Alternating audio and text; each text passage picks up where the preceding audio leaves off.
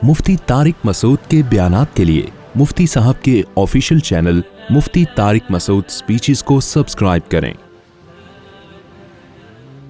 नबी ने फरमाया मैं यस्ताफिफ युइफ़हुल्लाह, याद रखो जब तक आखिरत में ईमान नहीं है ना, गैरत के अलावा सब कुछ आएगा आपके अंदर। मैंने बड़े बड़े लालची लोग देखे हैं, दाढ़ियां टोपियों वाले, ऐसे नूर उनके चेहरों पे बरस रहे होते हैं ना, आदमी कहता है पता नहीं कहां से नूर की क्रीमें लगाई हैं इसने। ऐसे मक्कार लिच्चड़ होते हैं ना कि आपकी सोच है मजहब का मंजन बेचते हैं। मैं नाम ले लेके बता सकता हूं कौन कौन ये काम कर रहा है, लेकिन फितना खड़ा हो जाएगा। नाम लेके बता सकता हूं कौन दाढ़ी टोपी का मंजन बेच रहा है। ऐसा नेक लगेगा जैसे इससे वो बात ऐसी करेगा वो अल्लाह रसूल के अलावा कोई बात ही नहीं। मुझे डर लगता है गुस्से में कहीं मेरे मुंह से नाम ना निकल जाए उन लोगों का, लेकिन एक बड़ा फितना खड़ा हो जाएगा, इसलिए नाम नहीं ले रहा मैं। और ये मजहबी लोगों में मंजन बहुत है, क्योंकि मजहब के नाम पे ना मंजन बिकता बड़ी जल्दी है। लोग यकीन कर लेते हैं हजरत जी इतने नेक, माशाल्लाह बगलें भी साफ हजरत की और इतने खूबसूरत। तो याद रखो फ्रॉडी आदमी के लिए दाढ़ी रखना और पगड़ी पहनना कोई मुश्किल काम नहीं है। फ्रॉडी ये काम कर भाई, दाढ़ी टोपी दाढ़ी रखना जरूरी है, लेकिन ये भी तो हो सकता है चोर ने दाढ़ी रखी हो लोगों को उल्लू बनाने के लिए।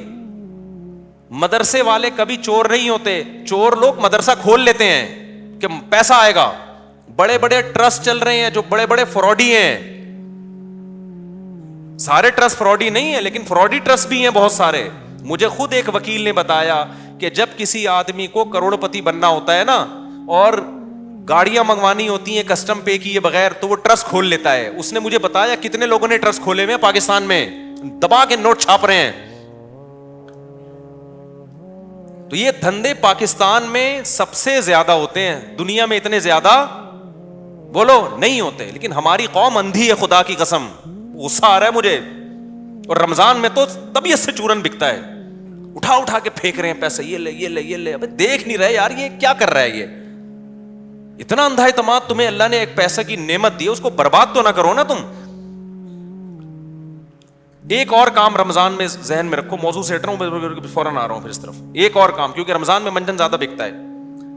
देखो दीनी मदरसों का जितना मैं कायल हूं ना, आप नहीं कायल। मैं अगर यहां बैठा हूं तो मदरसों की वजह से बैठा हूं। अल्लाह मुझसे जो टूटा फूटा दीन का काम ले रहा है, लेकिन मदरसे में चंदा देने से पहले सोचो ये काबिल एतमाद मदरसा है या नहीं है।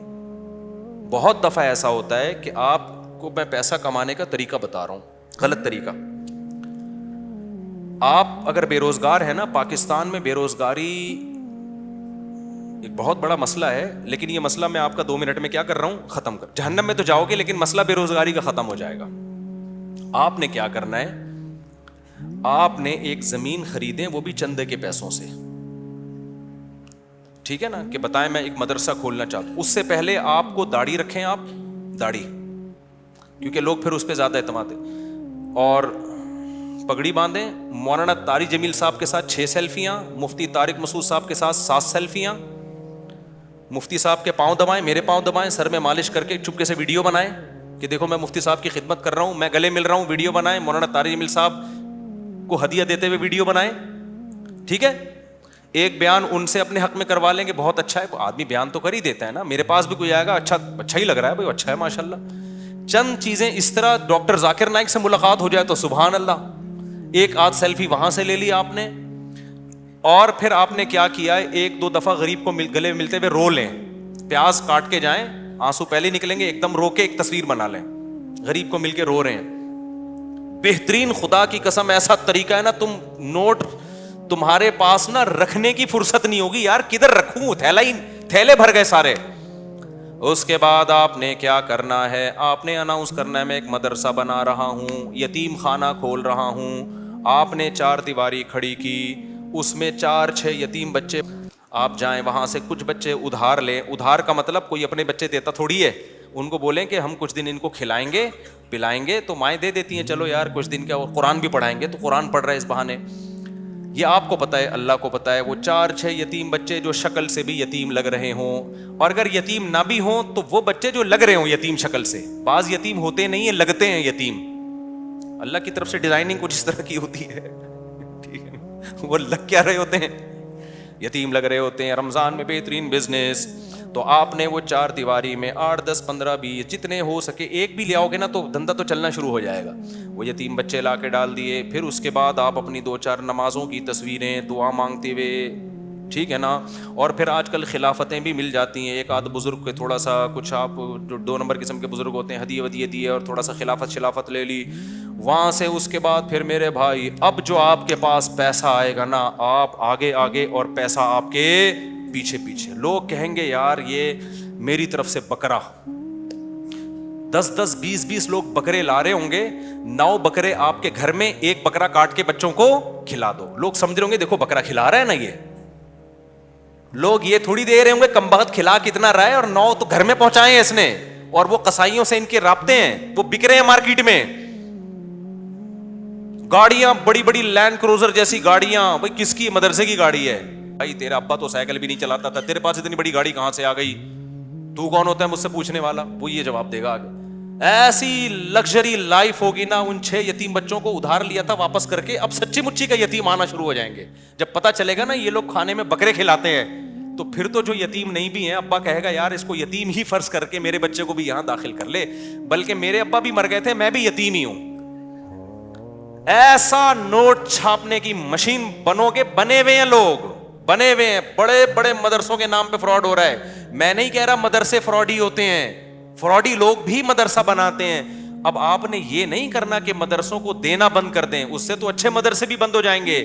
آپ نے تحقیق کرنی ہے کون واقعی دیندار لوگ ہیں, امانت دار لوگ ہیں, کام کر رہے ہیں, اور کون ایسے ہیں جو داڑھی اور پگڑی کے نام پہ منجن بیچ رہے ہیں.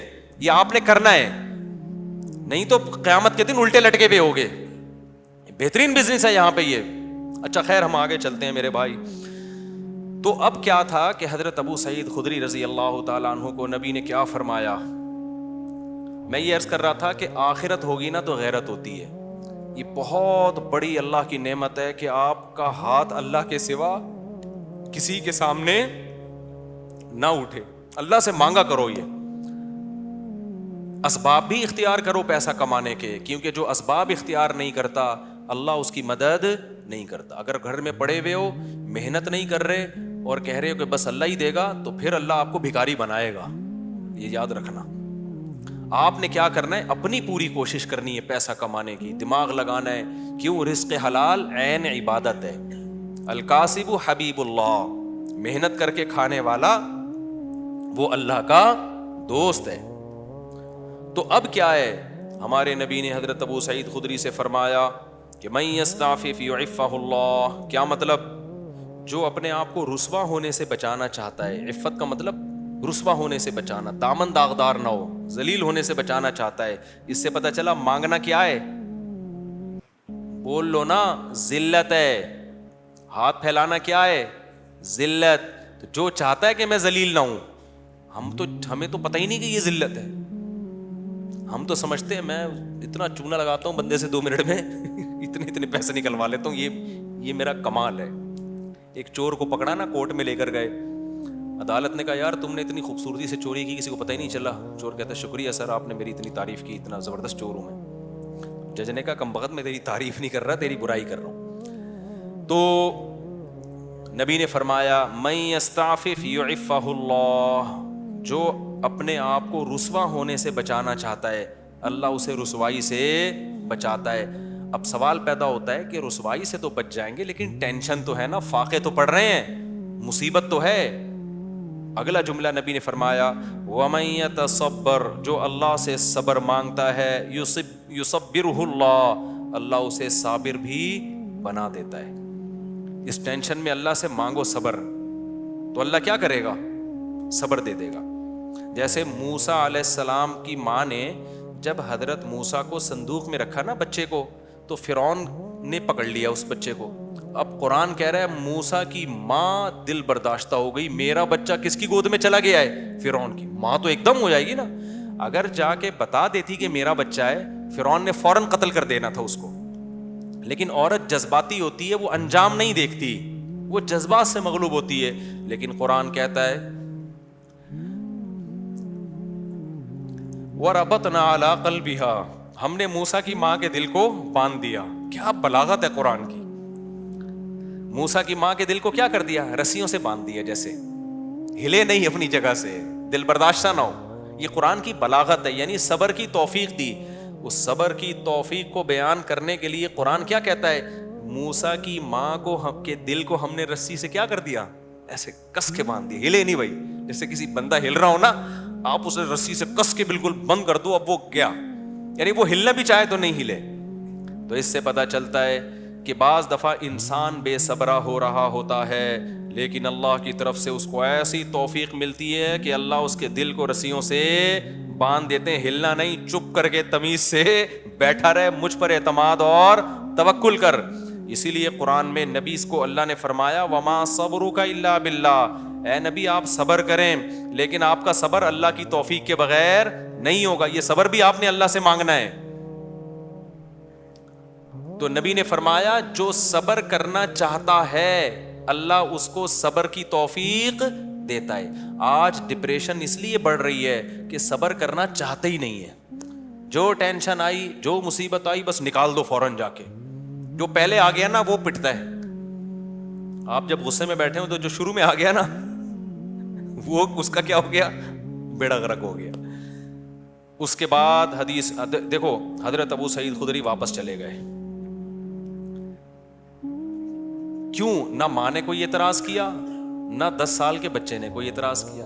کیوں؟ لیڈر کو دیکھ رہے تھے کہ لیڈر ہم سے زیادہ قربانی دے رہے, اور آپ کی صداقت پہ یقین تھا. حدیث میں آتا ہے کہ حضرت ابو سعید خدری نے زندگی بھر کسی سے نہیں مانگا, یہاں تک کہ اپنا کوڑا بھی گرتا تھا نا اونٹ سے تو نیچے اتر کے اٹھاتے تھے, وہ کوڑا بھی نہیں مانگتے تھے کسی سے. حالانکہ یہ تو ٹھیک ہے کوئی کوڑا دے دو مجھے, میرا کوڑا, لیکن نہ نہ نہ نہ بس نہیں, تو مطلب نہیں, اب سب کچھ خود کرنا ہے, اب نہیں مانگنا کسی سے کوڑا. وجہ کیا ہے؟ لیڈر کی طرف سے موٹیویشن مل رہی ہے, کیونکہ پتا ہے لیڈر یہ بات بتانے کے پیسے بولو نا نہیں لے رہا, اور دیکھ رہے ہیں کہ ہمارے گھر میں فاقہ ہے تو لیڈر کے گھر میں اس سے زیادہ فاقہ ہے, اس سے زیادہ فاقہ ہے. تو اس لیے آپ اگر گھر میں سربراہ ہیں نا, بچوں کو انسان کا بچہ بنانا چاہتے ہیں تو پہلے خود انسان کا بچہ بننا پڑے گا. یہ میں اصل میں ایکچولی میں یہ کہنا چاہ رہا تھا جس کے لیے پورا میں نے واقعہ سنا. اصل آپ کون سا میدان جنگ میں جا رہے ہو, جہاد میں جا رہے ہو, ماں باپ اور بھائیوں کو کٹوا رہے ہو آپ. تو ایکچولی جو میں بات عرض کرنا چاہ رہا تھا کہ اگر آپ چاہتے ہو کہ آپ کی بیوی انسان کی بچی بن کے رہے تو آپ کو پہلے انسان کا بچہ بننا پڑے گا. آپ چاہتے ہو کہ میرے گھر میں اخلاق کا ماحول ہو, تمیز سے بات کیا کریں, تو پہلے آپ کو تمیز سے بات کرنی پڑے گی. آپ بیگم سے کہہ رہے ہو تمیز سے بات کرو, اس کا مطلب آپ خود ہی تمیز سے بات نہیں کر رہے. وہ تو آپ کا ایٹیٹیوڈ دیکھ رہی ہے نا. باپ گھر میں آ رہا ہے چنگیز خان بن کے چیخ رہا ہے, پھر وہ کہہ رہے سب آرام سے بات کریں, تو کہیں گے نا ابا آپ تو آرام سے کر نہیں رہے. ایک صاحب کو غصے پہ بہت غصہ آتا تھا. ایک صاحب ہمارے جاننے والے تھے, جب کوئی غصہ کرتا ان کو بہت غصہ آتا, غصہ کیوں کر رہا ہے, اسی بات پہ ان کو غصہ آتا تھا. ہم کہتے تھے اس کو جتنا غصہ آ رہا ہے نا کسی بات پہ, اور آپ کو اس غصے پہ اس سے زیادہ غصہ آ رہا ہے, تو اس کو غصہ کیسے ٹھیک ہوگا؟ اب آپ کسی کو یہ سمجھا رہے ہو کہ غصہ مت کرو, تو یہ بات آپ کو آرام سے کہنے پڑے گی, غصے سے نہیں. کیونکہ اگر آپ نے غصے سے کہہ دی, اس کا مطلب وہ جو کام وہ کر رہا ہے آپ بھی وہی کر رہے ہو. تو مارکیٹ میں جو چل رہا ہے نا وہ بتا رہا ہوں میں آپ کو.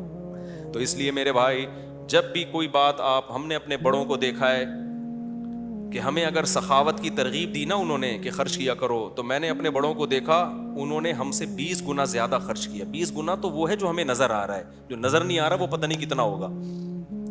ہم نے دیکھا کہ انہوں نے ہمیں کہا کہ عبادت کیا کرو, تو ہم نے دیکھا کہ وہ ہم سے کئی گنا زیادہ عبادت کر رہے ہیں. انہوں نے دیکھا اللہ پہ اعتماد اور توکل کیا کرو, ہمیں کہا, تو ہم نے دیکھا کہ وہ ہم سے زیادہ اللہ پہ اعتماد اور توکل کر رہے ہیں. انہوں نے بولا کہ ہم نے مدرسے میں کوئی انتظام کرنا ہے, چندہ جمع کرو, تو خود اپنی جیب سے سب سے زیادہ چندہ دیا. نہیں آ رہی بات,